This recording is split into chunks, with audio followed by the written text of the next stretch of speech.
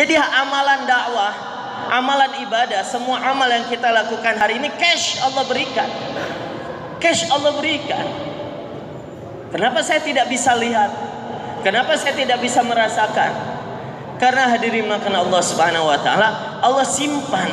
Di mana? Allah Subhanahu wa taala simpan di surganya Allah Subhanahu wa taala. Jadi surga neraka ini bukan nanti, surga neraka ini sekarang. Jadi hakikatnya setiap detik, setiap menit yang kita lalui, hakikatnya manusia ini dua saja. Apakah sedang mengirim bahan bangunan untuk menyiapkan istana-istana di surganya Allah, atau wal'iyadu billah dia sedang menggali lubang-lubang di api nerakanya Allah Subhanahu wa taala. Ini hakikatnya manusia. Sayyidina Umar radhiyallahu anhu, dia masuk Islam terakhir tahun kelima, tapi dia sungguh-sungguh dalam beramal.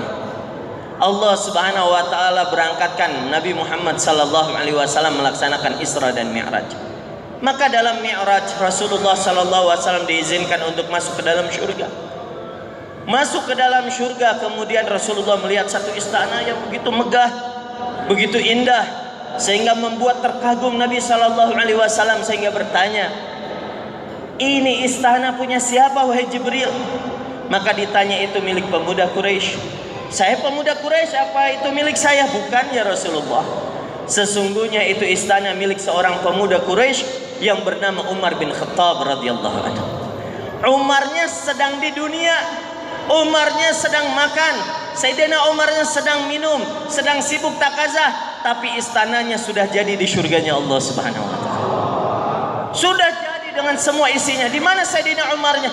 Di bumi, masih di alam dunia, masih berkarya, tapi istananya semua. Maka hadirin makan Allah, amal yang hari ini kita lakukan hakikatnya bukan nanti, sekarang juga Allah telah kirimkan. Seperti hari ini berapa banyak orang Bandung datang ke Jayapura, kemudian dia kerja di Jayapura dan lain sebagainya. Dia bikin bangunan, dia dapat uang 10 juta, dia kirimkan ke Bandung. Di Bandung dia kata dia bangunkan rumah, maka disiapkan rumah, dibelikan mobil. Apa dia bisa melihat? Tidak. Kapan dia bisa melihat hasil kerja dia? Ketika dia naik pesawat pergi ke Bandung, sampai baru dia akan melihat. Begitulah kita di dunia ini.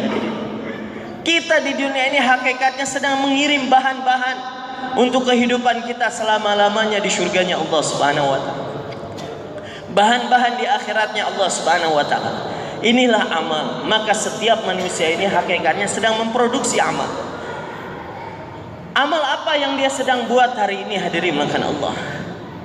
Maka Allah Subhanahu wa taala memberitahukan kepada kita amal yang paling top yang Allah Subhanahu wa taala sebutkan dengan